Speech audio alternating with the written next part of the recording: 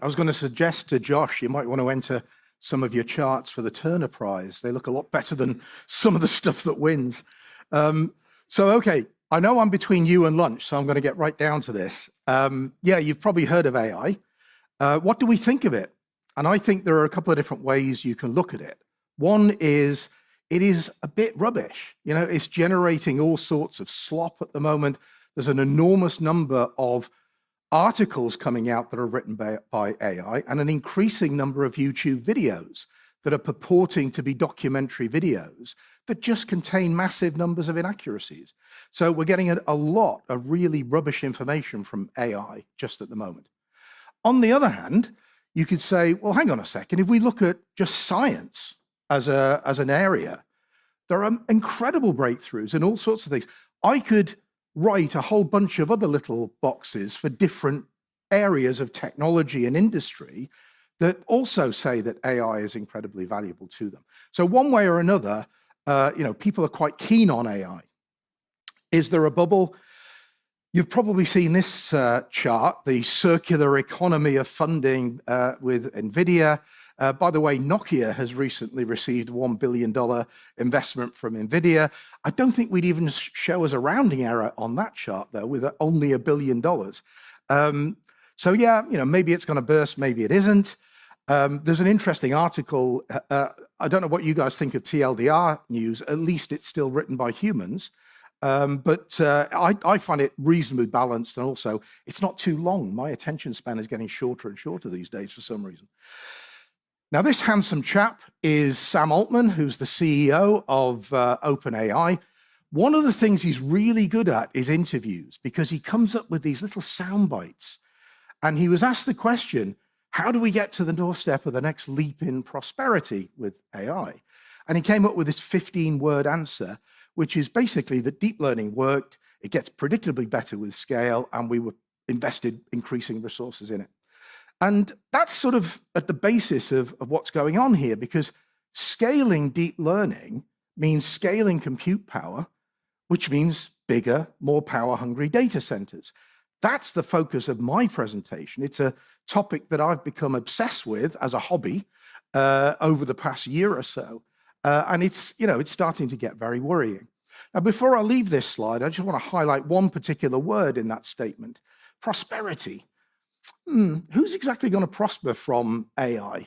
It's certainly not the hundreds of thousands of people that are being laid off in the first wave, and they're typically call center people. The Philippines, for example, is trying to retrain about 1 million people in their population away from call centers to other things, because AI is just going to replace them.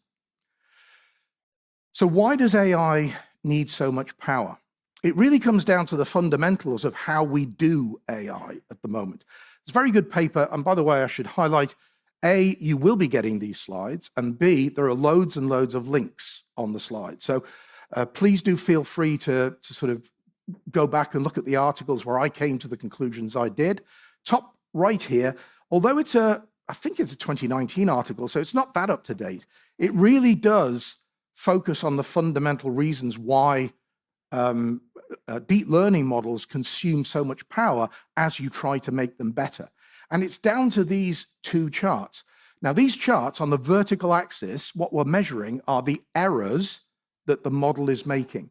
So by increasing the data set size, by increasing the number of parameters, your model ends up making fewer errors. Now, as you may know, a company called Deep Learning over in China, DeepSeek in China, they came up with all these other alternative ways of economizing on processing power with very clever techniques.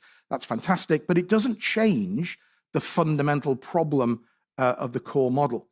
And in order to get those two things to scale, you've got to scale a third thing, which is compute. And that's the real basis of this problem. So what we see is a dramatic growth in the power demands from AI globally. You guys deal with this every day. You can see that NVIDIA is kind of redefining what a rack even is, right? These things are not racks anymore. They're clusters of racks in a proprietary format that are interconnected, and they just take enormous amounts of power. So we can see a background of increasing consumption, both globally, which is the top pair of charts, but also if you sanity check it against the United States. The area in green here is the power grid that is running on the East Coast of America, where Virginia is, right? Which is where the largest concentration of data centers in the world happens to be. So, this is something that's just happening, and really, it's difficult to find now individual locations that have enough of this power. If you're in the middle of America, you've just got enormous amounts of land, maybe you can make it work. But in places around the Far East, in high population density areas around Europe, it's getting increasingly difficult. But it means that there's an opportunity to interconnect these data centers. Putting this in context, here are some European countries in terms of how much power they consume, and we can add into this data centers. And of that data center consumption, which is about the same as France at the moment, that's global, right? So how does that break down? Well, remember a few years ago, we were quite worried about how much energy Bitcoin was taking. Obviously, very badly written code in terms of it uses sort of 99% of all the effort trying to validate these transactions is wasted. So, you end up with Bitcoin taking a lot of energy, but now AI is already overtaking Bitcoin. And this comes from a Guardian article where they're basically saying by the end of this year, we could see AI consuming over 50% of data center activity. Google's starting to highlight at the political level in the United States, because of course, if you've got enough money, you can get enough political influence, then they're saying, well, hang on, we're lagging behind. If you look at the way China is able to roll out massive amounts of energy generation, the US is lagging behind. And that's partly because historically, energy use in the United States has been relatively flat until Bitcoin and then AI came along. Here's quite a good paper from MIT. If you want to take a look at that, it goes into a lot more detail about why these things are happening. So, of course, data centers are getting bigger, and AI is resetting the expectation of what we think a big data center looks like.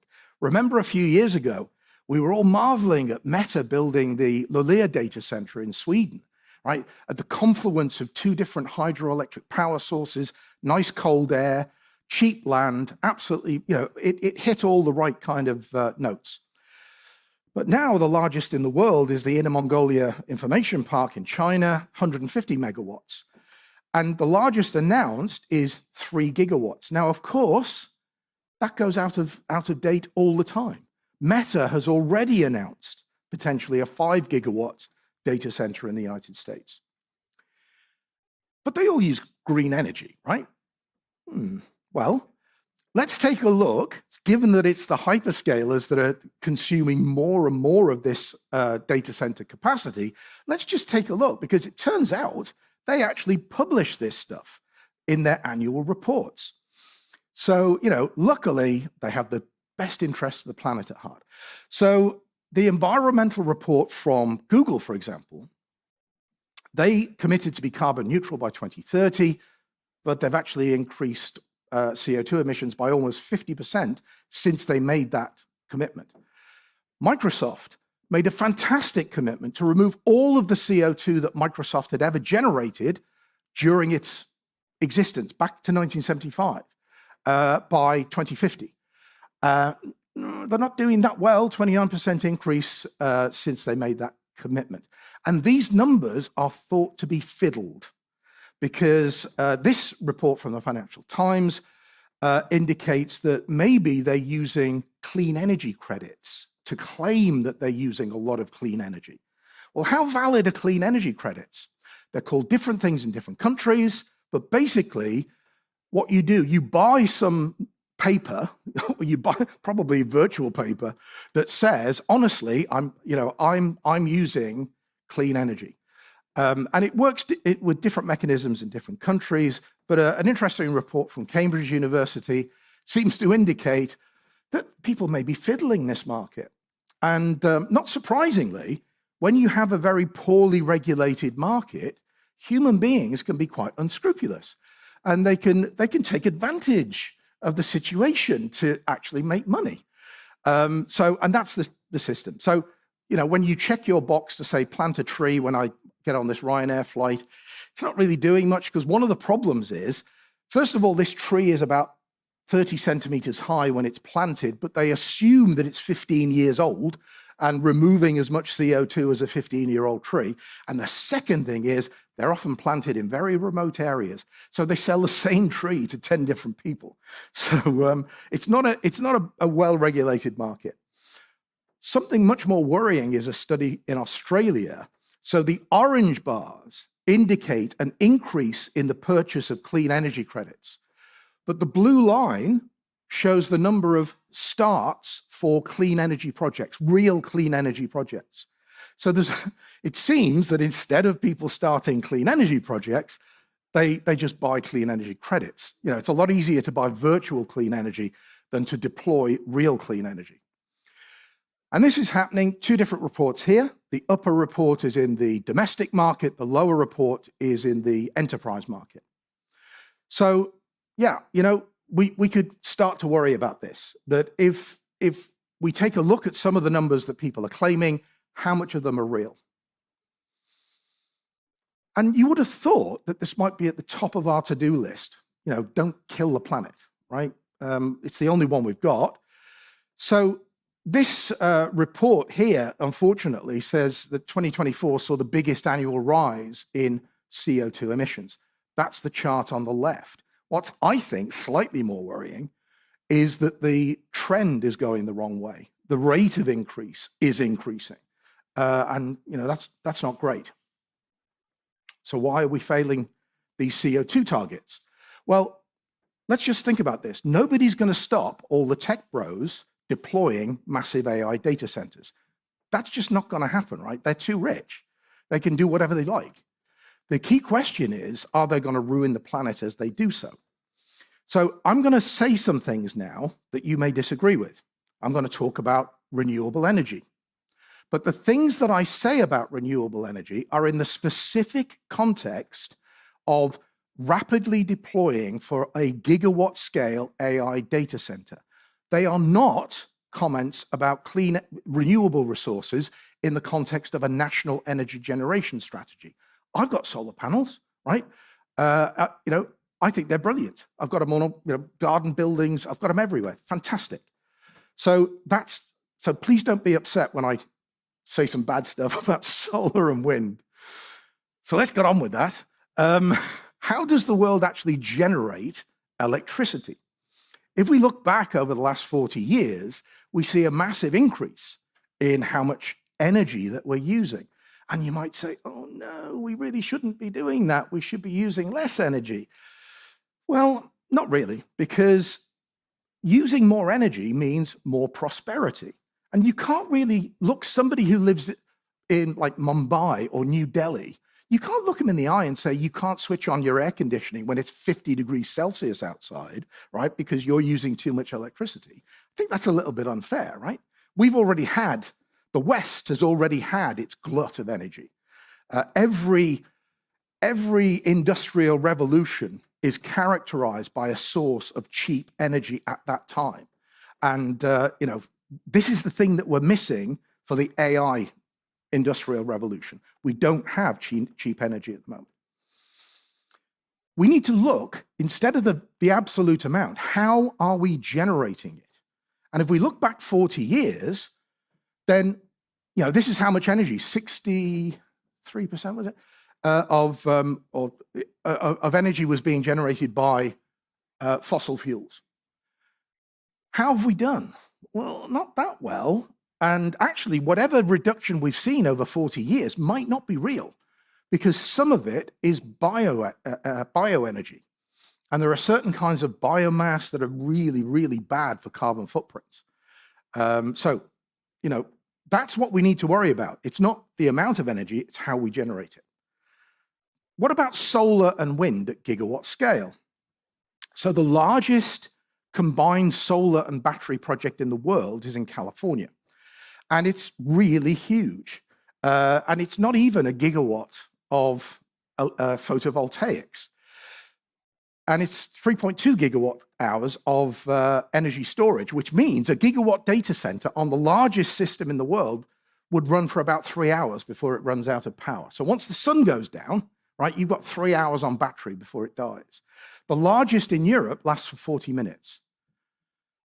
So the other thing is, of course, this is solar. This thing is already 45 times larger than XAI's Colossus 2 data center. It takes up an enormous amount of space, and solar only has an availability factor of 25%. So you really need to deploy about 4 times more than that if you want to power this data center 100%. What about offshore wind? Largest project in the world is Hornsea off the coast of the UK.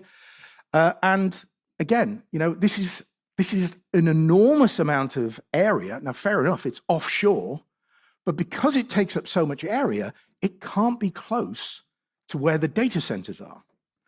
So if you wanted to put one of these things right next to the data center, you've got a problem. Why would you want to put it right next to the data center? Well, power grids. I'll get onto that in a moment. Let me talk about solar and batteries being slightly problematic. Over 80% of solar panels are made in China. And unfortunately, we know about the Chinese treatment of the Uyghurs. It's a Muslim minority within China. And it turns out the province where the Uyghurs live and where they are enslaved in certain work camps also is a large manufacturer of solar panels, right? If you were to trace back the equivalent of blood diamonds, right? But for solar panels, you would see a lot of Uyghurs at the end of that chain.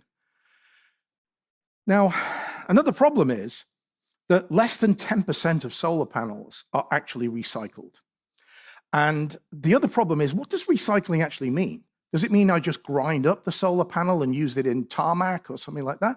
Or does it mean extracting elements like indium and rare earth elements from that panel to be used in other solar panels? Not clear. Batteries, over 70% of lithium batteries are made in China, again, with the same kinds of geopolitical issues that you can imagine. And again, it's impossible. It's actually impossible to find out what percentage of lithium batteries are recycled. You probably know we're already facing a little bit of an oncoming crisis with the number of electric vehicles on the road. Whenever they have an accident, the insurance companies just write them off because they're worried about the battery packs being damaged. And there may be nothing wrong with the battery pack, but the only company that's open sourced its battery technology so you can repair those battery packs is Nissan with the Leaf.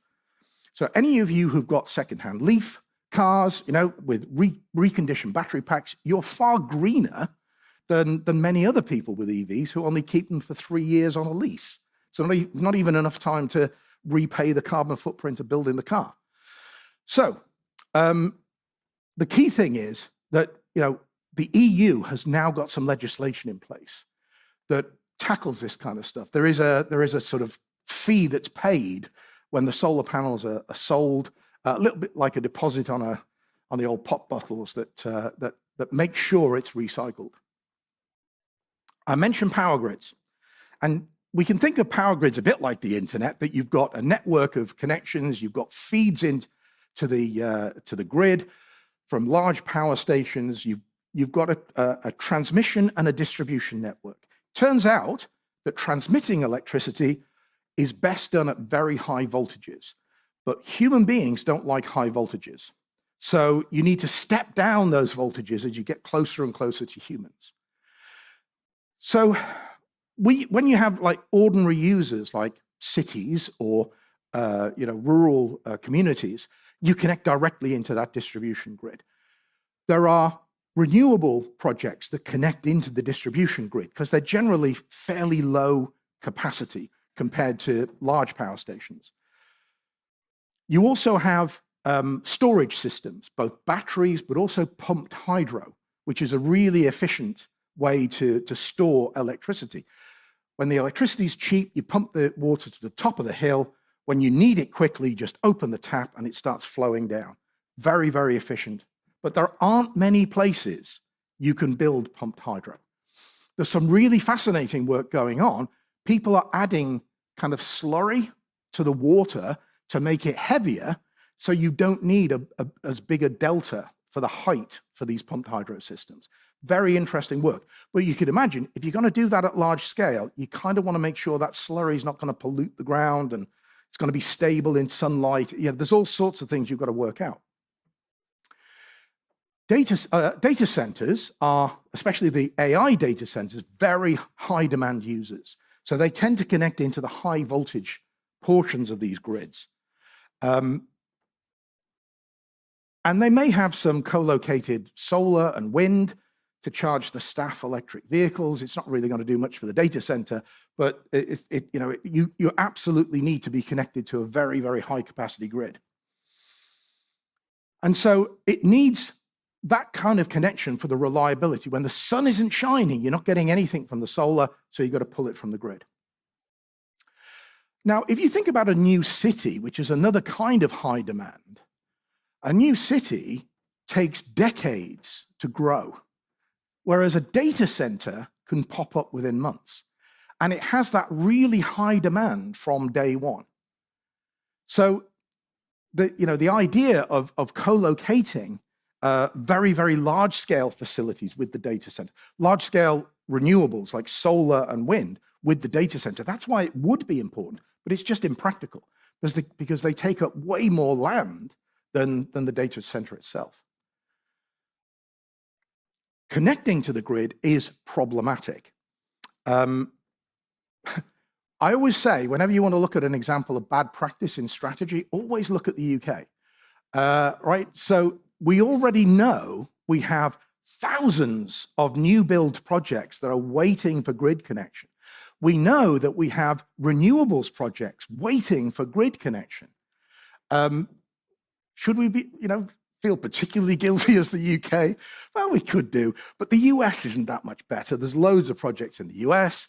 Here's an example across Europe of wind farm delays connecting to the grid. The bottom line is, unless you forecast years ahead of time that you need connection to the grid, you're not getting on. Virginia, for example, it's a 7-year wait at the moment for a large-scale grid connection. So power grid investments are an interesting thing. You say, well, yeah, let's just get a better power grid. And by the way, I don't know if any of you are aware of this, the UK very quietly is investing something like £50 billion in a new supergrid. And it's absolutely essential. It's long overdue, but it's absolutely essential. Because the age of power grids around the world, especially across Europe and the United States, is pretty worrying. The US has had a number of failed starts over the years. This is a link to the latest one. And around Europe, we tend to have pretty old power grids. But somebody is investing. China started in 2011 with their supergrid projects, and they are just incredibly successful. Now, you'll see there, they not only have high voltage AC distribution, they've also got high voltage DC distribution. Why is that important? Because renewables generate DC. And if you're going to connect renewables all around a country as large as China, you need high voltage DC transmission. You don't waste your time converting it to AC at the source it's generated. Carry on with DC and get it to where you need it to go before you convert it to AC. So what are the hyperscalers saying that they're doing to solve the AI power problem? So here are some headlines I've collected over these have happened over the last year or so. Very famous, Amazon purchased a data center next to the Susquehanna nuclear plant in Pennsylvania. They can't have all of that power. It's about a 1.6 gigawatt, I think, power station. And so they can't power the whole 900 megawatts of their data center from nuclear. They get about half of that, I think. They've also signed longer-term investments in small modular reactors and similar thing with Google. They're short-term, they're being very vocal about geothermal, enhanced geothermal. I'll cover that in a moment.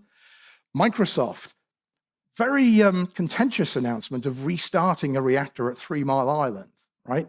Now, let me just say a couple of things. Number one, if they get it to work, it will be the first time a nuclear reactor has gone from what the US calls a safe store condition to returning to active operation. It'll be the first time that happened. It might not be the first time. There might be one in somewhere else, actually, but nobody's done it yet. That's what I'm saying. And so that's a little bit interesting. The other thing about 3 Mile Island, yes, there was a very bad nuclear accident there in 1979. Nobody died. The amount of radiation release was about the same as a dental X-ray for the average person, or about the same as a flight that you take from Boston to San Francisco. So if you're looking at industrial accidents, that wasn't a particularly serious one. Oracle, loads of announced plans, and also Meta. Meta also tried to build a data center near to a nuclear power station. It was blocked because they found a rare species of bee on the site. Now people might think, well, yeah. No, bees are a vital part of the pollination cycle, right? That sounds really trivial. Oh, it was blocked because of a bee. Yeah. If you kill all the bees, we die about 5 years later, right? The whole of humanity dies about 5 years later. And also you'll see loads of them investing in small modular reactors. So geothermal, this is a form of nuclear energy, because under the ground, you have radioactive elements like uranium and thorium that heat up the rock, you pump water down, flashes to steam, and you generate power. That's conventional geothermal. And it works in a few different places around the world, but only about 1% of global energy is generated from conventional geothermal today. The exciting area is something called enhanced geothermal. Now, there are 3 reports up in the top right. So one is the Project Innerspace report. Now, they are specifically set up to promote enhanced geothermal. So you've got to read that one, little bit of skepticism. The IEC is often criticized, sorry, the IEA is often criticized for being very pro fossil fuels and nuclear. Maybe that's too far the other way, maybe critical of enhanced geothermal, but the Idaho National Laboratory report was endorsed by MIT. It is only US though. But if you look at the findings of this report, it is incredibly exciting, right? For a relatively small amount of money, if you will accept the disadvantages of enhanced geothermal, fracking, then you can do it. It really is something you could achieve. So what are the safest and cleanest sources of energy? The one that really stands out is nuclear. It is the safest, apart from solar, in terms of the deaths per terawatt hour generated, and it is the cleanest of all. So that might be quite surprising to some of you. That does include Chernobyl.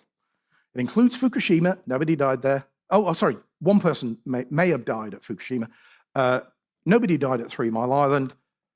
Some number of people, it's very disputed, died at Chernobyl. What about the materials used? You look at a nuclear power station today and you see, wow, that is a huge amount of concrete, right? That is a serious amount of concrete, especially in the containment building, which, bear in mind, is designed to survive a jumbo jet crashing directly into the containment building. So do we use a lot of energy, a lot of materials for nuclear? No. If you calibrate it against how much energy nuclear produces, it is the lowest of all. Now, the serious thing about things like solar and wind are those yellow slices. What do they mean? They are things like indium, in the form of indium tin oxide for solar panels, and rare earth elements in the form of neodymium magnets for wind turbines. If you don't recycle these things, we are going to run out of them. We will be mining landfills in about 20 years if we don't recycle this stuff now. What about water? Well, unfortunately, that is the weakness of today's nuclear. It is the largest consumer of water of any power generation technology. It turns out there are types of modern nuclear power plant that don't need any water. China in particular has a design that's in the middle of the Gobi Desert. And one of the reasons is they wanted to make sure if it went bang, nobody gets killed kind of thing. But the other thing is they wanted to show you don't need to build a reactor next to a river or the sea. So I've been sort of bullish about nuclear, right? And we all know that nuclear has issues. But what are the real issues with nuclear? There's lots of issues that we've been taught to be concerned about. But what are the real issues?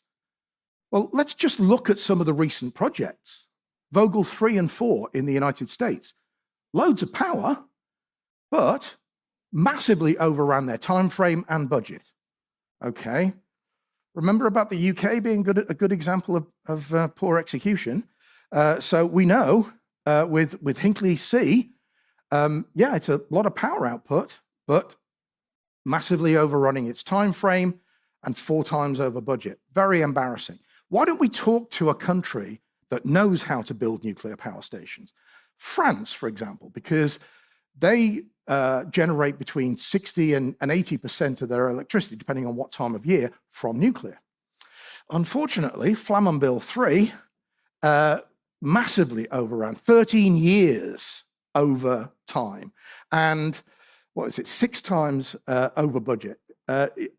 It's just insane. It's just insane how much it's overran. So why? Why have those things happened with the very, very large-scale nuclear projects? Because the last time any of those countries actually built a big power plant was more than a generation ago. They've literally lost all of that expertise. And there's been so little investment in the industry at keeping people who know about this stuff. Now, there's another little hidden secret. These are all examples of pressurized water reactors, which is the most common form of reactor in the world. Where do they get their reactor fuel from? Russia. It's one of the things that's actually excluded from the sanctions. We do need our nuclear fuel, please. Now, to be fair, France also makes nuclear fuel. I'm not trying to ignore that. They make mixed oxide fuel. They make some original uranium fuels as well. So does anyone still actually know how to build nuclear power plants? So back in 2007, a guy called Vladimir Putin took all of the hundreds of companies that were in the Russian nuclear supply chain, and he brought them together into Rosatom. Now, why is that important? Well, if you think about, if you're like a third world nation, an unaligned nation, and you're thinking, I'd like to build nuclear power stations because they're safe. They're, if you get the right people to build them, they're cheap, and they're clean. But you don't know anything about nuclear. So you approach someone like the USA, France, South Korea, and you say, will you build me a nuclear power station? They say, absolutely, no problem. And then you say, well, hang on, what about all of this other stuff, like site planning and training, fuel supply, waste disposal? Well, they'll say, that's your problem, right? It's either your problem or you have to work with partners. Now, these are 2 recipes for budget and time overruns. And it's one of the reasons why these Western projects overrun. Now, in contrast, Rosatom, because they were integrated almost 20 years ago, they can do everything. All of this, including the finance, including supplying the fuel, disposing of the waste, training your people how to run the plants, but running it with their people initially and phasing you over to being an owner of a nuclear power station. It's all done, right? So are they a really brilliant company? They've still got a few Soviet characteristics. There were, for example, a radiation leak from one of their plants back in, I haven't got my glasses on, but I think, is that 2017?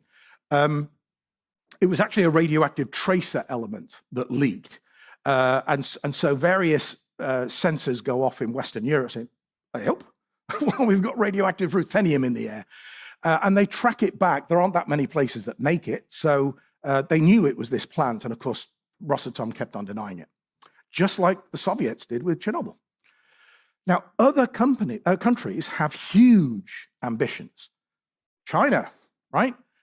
The glowing star in the firmament of nuclear power, because we can blame China. We can point fingers at China and say, you are the biggest generator of coal-fired electricity in the world. Now, unlike many other countries, the Chinese are actually doing something about it, right? They have an amazing project underway. They've already got 57 operational reactors, 28 under construction, plan to build 150 by 2040. So they already have this plan in place to replace all of their coal-fired power stations by 2060. Now, fair enough, the UK's done very well. We closed the last of ours down last year, and or was it this year? Anyway, it was very recently we closed Ratcliffe-on-Soar down, but no other country at the scale of China is doing this. Like India kind of has a project to do this, but not on the scale of China. And of course, the COP climate talks, they keep on saying, oh, we're going to focus on nuclear. They're trying to convince some of the environmental campaigners that nuclear is actually good. It's not nuclear weapons. We're talking about peaceful nuclear energy. And there's a lot of self-congratulatory press releases. There's not quite as much real action, apart from South Korea. South Korea is doing really well. Now, in the list of things that the hyperscalers are doing, I did talk about small modular reactors. So what's a small modular reactor? It's just a smaller nuclear reactor. But the key thing is you can make it in a factory, and it becomes very reproducible. You can streamline the production process so it actually is produced on time. You can ship the vast majority of it on the back of a truck to your data center, then load up the radioactive material, and then build the rest of the stuff around it in a few weeks, probably. So the idea is that you're maintaining this kind of thing, cranking out large numbers of them. Now, you would think in a sane world, you would choose one or two designs of SMR, test the heck out of them, and then just start cranking them out. Now, do we actually do that? Is that what's happening in the real world? Actually, it's not. Before I leave this slide, in your slide deck, there's a hidden slide after this one, and it shows you all the major small modular reactor projects and their status. And you may have heard Rolls-Royce are building a small modular reactor. That hasn't passed regulation approval as yet. So it is years away from actual deployment. There is a process you have to go through. It's very rigorous for nuclear power station development. Fantastic idea, but we've got a long way to go. The only two countries with operational nuclear small modular reactors, Russia, China. Okay, so lots of press releases about nuclear and geothermal. How are the hyperscalers actually getting their power? So let me take you through the example of Colossus. You heard about this last year. It was an amazing project, right? The biggest data center in the world at that time. Let me just tell you a little bit about the area where they chose to build it. The city of Memphis has almost twice the US poverty level. And the area where the data centers are being built is an area that has been blighted by industrial development and pollution for many decades. It has something like 4 times the average rate of cancer compared with the US national average. But they are desperate for employment. In 2012, the Electrolux Electrolux opened a factory building white goods in the Memphis area. And white goods don't need that much electricity to make, so an 8 megawatt feed.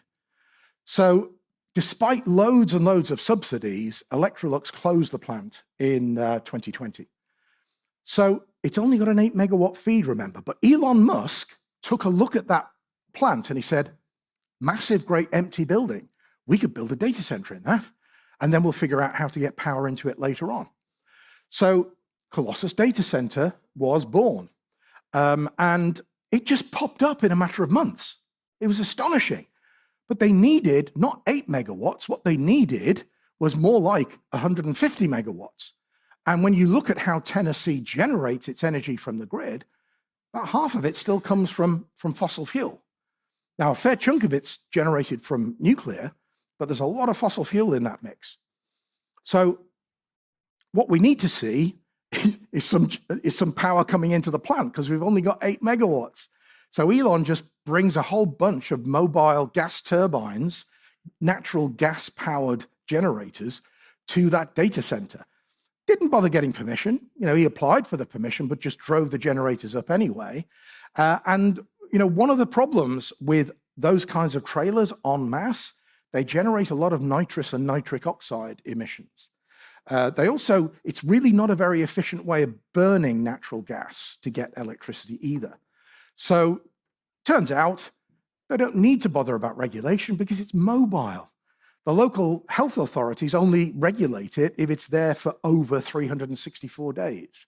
So he was then on a very tight time frame to get some real energy into there, some actual power grid. And it was by upgrading the substations and things. He wasn't finished. We have Colossus 2. So the circle with 1 in is for Colossus 1, and 2 is for Colossus 2. So step 1, when he chose the Colossus 2 site, he says, right, there used to be a gas-fired power station there. There's no more power station, but it's still got all of its grid feed. So step 2, buy a data center near to that, because it's very easy then to get the grid connection. Step 3, you've now got, essentially, the data center, an actual operating gas-fired power plant, and a potential site for a gas-fired power plant, all within distance of your data center. Now you just need a power plant. So he bought a decommissioned 2 gigawatt power station that was being disassembled in Europe, shipped it over to Memphis, and is reassembling it there. So he gets 2 gigawatts of gas-fired energy. So XAI is not alone, right? All of these companies, when you look at them, what they're really doing is supplying their data centers, which take as much energy as these cities. Just to put it in context, they're supplying them essentially with natural gas. The Stargate project, for example, Abilene, Texas, building a brand new gas-fired power station.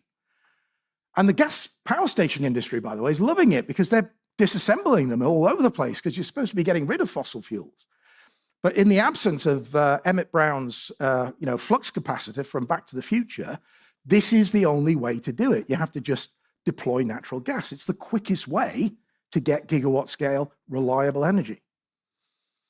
Meta has announced, this is the one I was talking about, this is a picture that Mark Zuckerberg himself actually posted, of the size of his data center overlaid on Manhattan. Now, it's not clear he's got that right in terms of scale, certainly not the height, but that is a big old data center. And initially, 1.5 gigawatts, but then the goal is 5 gigawatts. And they're doing it in a variety of ways. They're bringing in a brand new power grid. They're actually financing the electricity company to build a new power grid, and bringing a lot more power. Now, let's think about this.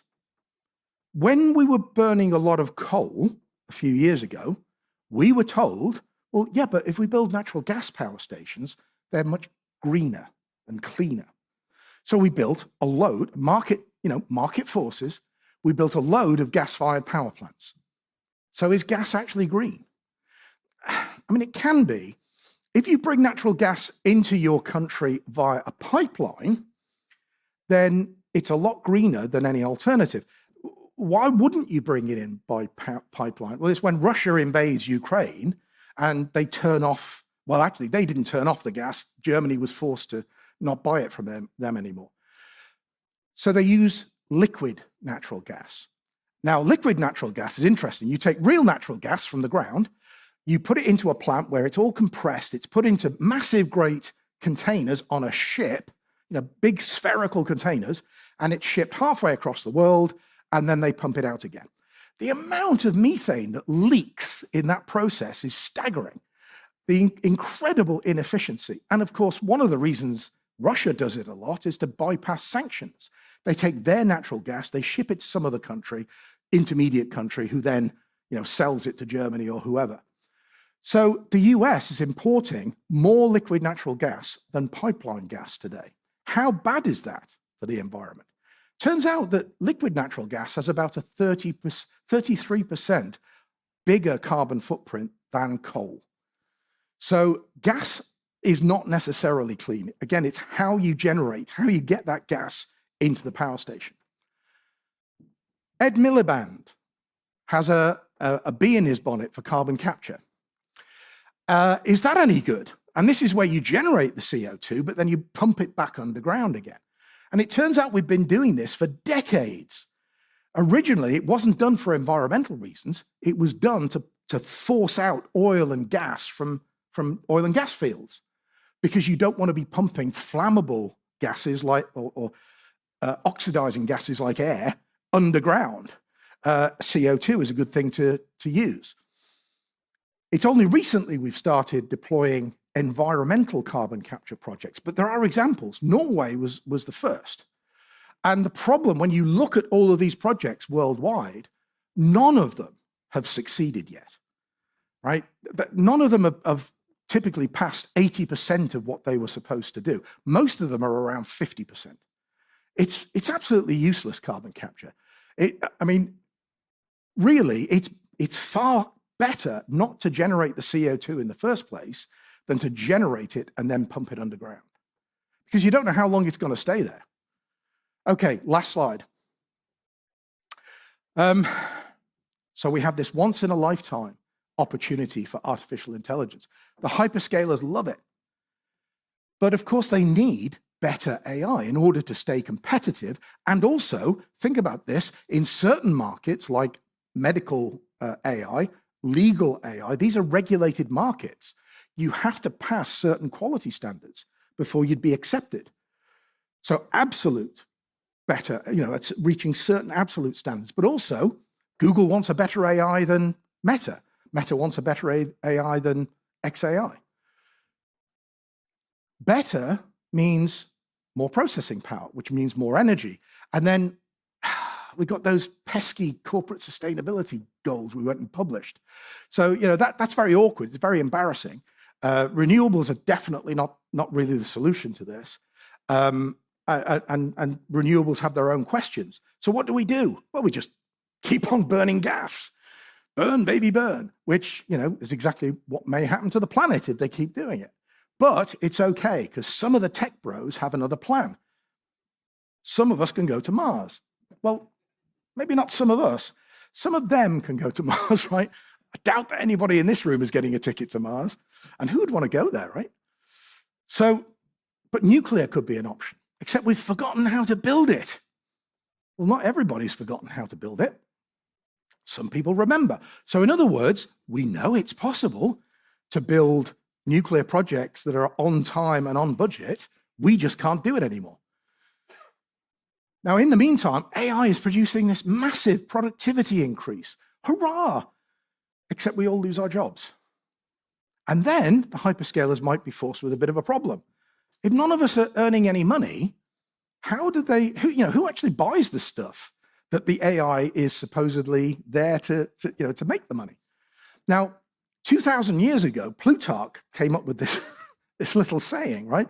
That the imbalance between the rich and poor is the greatest weakness of all republics. Now, we've never solved that problem. We've had 2,000 years to solve that problem. We were doing fairly well from the middle of the 20th century up until about the millennium.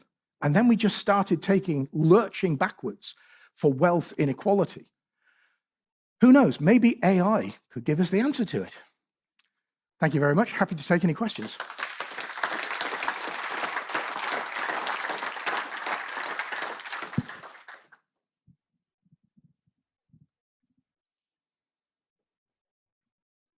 You may also want to grab me during lunch, by the way.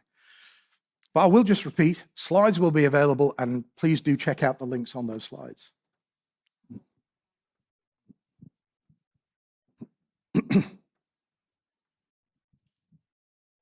Just FYI, the slides are already on the LINX webpage, so you can. Have you got anything to say about their latest wish to just stick it all in space? Oh, yes. I don't quite get that, because presumably it's so that the solar panels are always visible to the sun. So it's not in low Earth orbit. It's got to be in geosynchronous orbit, I'm guessing, right? We're really good now at getting payloads into low Earth orbit, but geosynchronous orbit is an entirely different kettle of fish.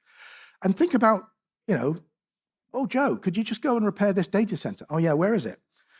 it's a Lagrange 3. No, but so it's like, how's that going to work, getting all that stuff up there for a start?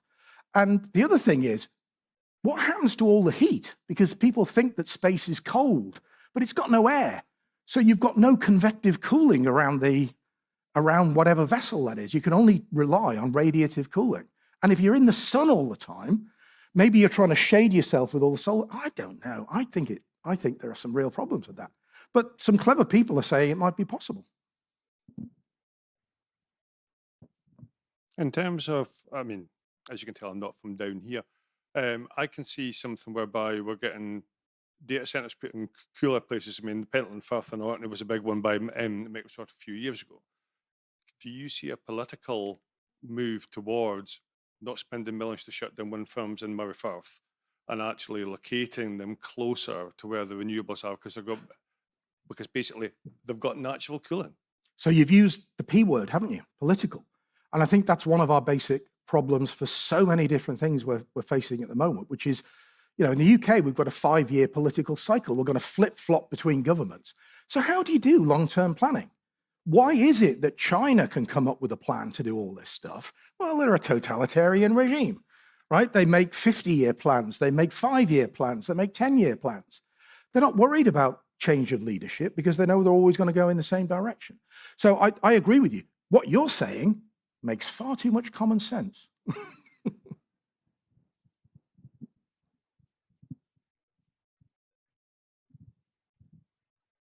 On just as a counterpoint to what you actually just said, I'd actually say in some ways, building wind farms and solar farms has been absolutely the policies of all the major parties for the last 2 decades ish.